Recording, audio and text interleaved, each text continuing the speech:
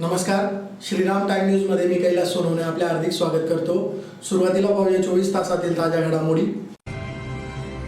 कृषी विभागाच्या कारवाई दरातील खासगी ट्रॅव्हल्स व खासगी वाहनांमधून येणारे 19 लाख रुपयांचे बनावट कपाशीचे बियाणे जप्त। चाळीसगाव रोडवरील युनिटी सर्कल जवळ विद्युत खांबावर चढून काम करीत असताना कंत्राटी वीज कर्मचारी चिटकला। मनपा व पोलीस प्रशासनाच्या संयुक्त कारवाईत पाचकंदील परिसरातील अतिक्रमणावर हातोडा। आणि बोराडी येथे मुलाने आपल्या जन्मदात्याला संपवले। आता बातमीपत्र विस्ताराने।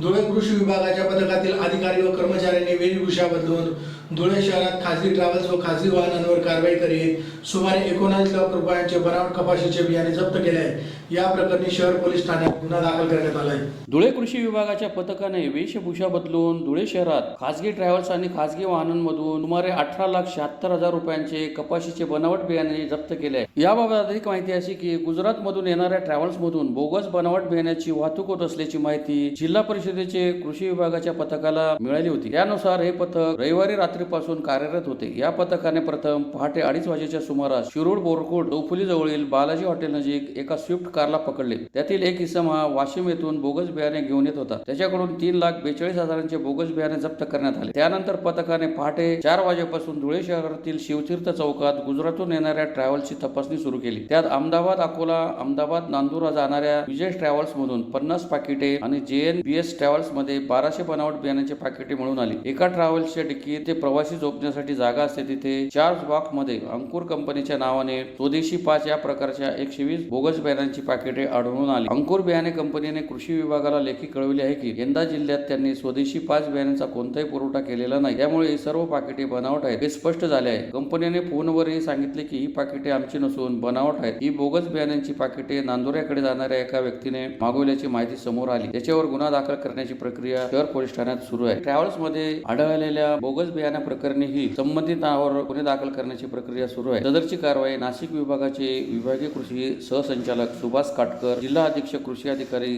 सूरज जगताप, विभागीय सहसंचालक उल्हास ठाकूर, तंत्र अधिकारी मनोज कुमार सिसोदे, जिल्हा गुणवत्ता नियंत्रक निरीक्षक अरुण तायडे, पंचायत समितीचे कृषी अधिकारी जगदीश बोराळे, कृषी सहाय्यक मनोज पाटील, नितीन मासुळे यांच्यासह भरारी पथकाने केली। माझं नाव अरुण श्रीराम तायडे, जिल्हा गुण नियंत्रण निरीक्षक, जिल्हा अधीक्षक कृषी अधिकारी कार्यालय धुळे।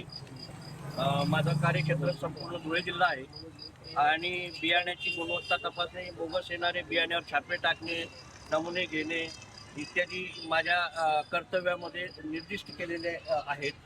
तरी आज म्हणजे काल रात्रीपासून आमचं पथक, त्या पथकामध्ये नाशिकचे गुणवत्ता नियंत्रण अधिकारी उल्हास ठाकूर, त्यानंतर उपविभागीय कृषी अधिकारी कार्यालयातील तंत्र अधिकारी श्री मनोज कुमार सिसोदे व त्याच्यानंतर कृषी अधिकारी जगदीश बोराळे आणि तदनंतर आमच्या शासकीय पंच श्री मनोज पाटील व आमचे नितीन मासुळे, आमच्या सर्व पथकाने रात्रीभरपासून फिरून जिल्ह्यात 3 कारवाया केलेल्या आहेत। तर सर्वप्रथम जी कारवाई येते 2:30 वाजेच्या सुमारास शिरूर बोरकुट चौफुली इथं हॉटेल बालाजीच्या इथं एक इसम वाशिमवरून बियाणं घेऊन येत होता। तर त्याला आम्ही त्याच्या स्विफ्ट गाडीसह पोलीस ठिकाणी जमा केलं आणि आमचे 2 अधिकारी तिथे FIR दाखल करत असताना आम्ही ट्रॅव्हल चेकिंगसाठी 4:30 वाजता आलो। आम्ही आज गुजरात राज्यातून येणाऱ्या सर्व ट्रॅव्हल्स चेक करत असताना 2 ट्रॅव्हल्समध्ये म्हणजे विजय ट्रॅव्हल्समध्ये 50 पाकिटं सापडली व ह्या JNBS ट्रॅव्हल्समध्ये जवळजवळ 1200 पाकिटं जी अनधिकृत आहेत STBT बियाणं, की जी भारतात लागवडीला बंदी आहे, जी गुजरात राज्यातून अकोला या शहराकडे चालली होती। तर त्याच्यावर आम्ही ट्रॅव्हल चेकिंग करून ही जप्त केलेली आहेत, पकडलेली आहे। किती लाख रुपयाचा हा मुद्देमाल आहे? आज आमच्या जे 3 कारवाया झाल्यात त्या 3 कारवाईमध्ये जवळजवळ 20 ते 21 लाखाचा मुद्देमालाची किंमत मोजदाचं काम चालू आहे आणि त्यानंतर आम्ही शहर पोलीस स्टेशनला याचा गुन्हा दाखल करण्याची कारवाई करणार आहोत। धुळे शहरातील 40गाव रोडवरील युनिटी सर्कल जवळ विद्युत खांबावर चढून काम करीत असताना अचानक वीज प्रवाह सुरू झाल्याने 30 वर्षीय कंत्राटी वीज कर्मचारी खांबावरील तारांना चिटकल्याची घटना सोमवारी सकाळी घडली.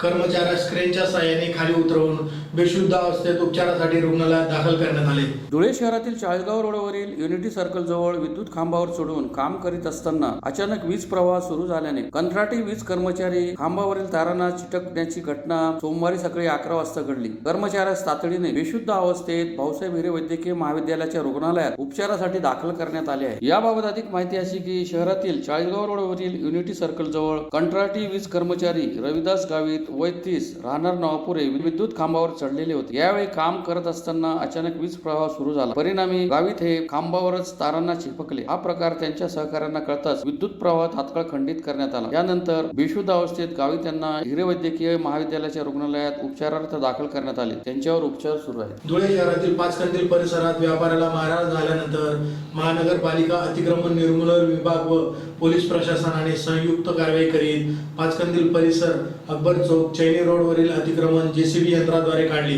यामुळे पाचकंदीलने मोकळा श्वास घेतला. धुळे महानगरपालिका अतिक्रमण निर्मूलन विभाग शहर वाहतूक पोलीस यांनी संयुक्त कारवाई करीत शहरातील पाचकंदील परिसर अकबर चौक चैनी रोड परिसरातील अतिक्रमण निष्कासित करण्यात आले. यामुळे पाचकंदीलने मोकळा श्वास घेतला. पाचकंदील परिसरात रविवारी रात्री एका व्यापाऱ्याला फेरीवाल्यांनी बेदम मारहाण केली. या मारहाणीच्या घटनेनंतर दोन्ही बाजूचा जमाव मोठ्या संख्येने तेथे दाखल झाला होता. सुदैवाने आगडाऊन उसळण्यापूर्वीच त्या ठिकाणी आझादनगर पोलीस ठाण्याचे पथक पोहोचले. पाठोपाठ शहर पोलीस ठाण्याचे कर्मचारी तसेच स्थानिक गुन्हे अन्वेषण शाखेची टीमही पोहोचली होती. रविवारच्या घटनेनंतर फेरीवाल्यांविरोधात हिंदुत्ववादी संघटनांनी आक्रमकतेची भूमिका घेतली. तसेच दांडगाई करणाऱ्या फेरीवाल्यांवर पोलीस कारवाई करतील का असे प्रश्न सोशल मीडियावर विचारले जाऊ लागले. त्यामुळे धुळे महानगरपालिका आणि पोलिसांनी संयुक्त कारवाई करत आग्रा रोडवरील पाचकंदील चौक हा फेरीवाला रहित केला. यामुळे बऱ्याच दिवसांनी पाचकंदीलने मोकळा श्वास घेतला. जेसीबीच्या सहाय्याने व्यावसायिकांचे अतिक्रमित शेड पत्रे सर्व काढण्यात आले. तसेच ज्यांनी अतिक्रमण केलेले आहे त्यांनी स्वतःहून ते काढून घ्यावे, अन्यथा जेसीबीद्वारे अतिक्रमण हटवण्यात येईल असा इशारा दिल्यानंतर अनेकांनी स्वतःहून अतिक्रमण काढून घेतले, तर काहींनी यंत्रणेशी अमरीतुमरी करत वाद घालण्याचा प्रयत्न केला. परंतु आझादनगर पोलीस, धुळे शहर पोलीस व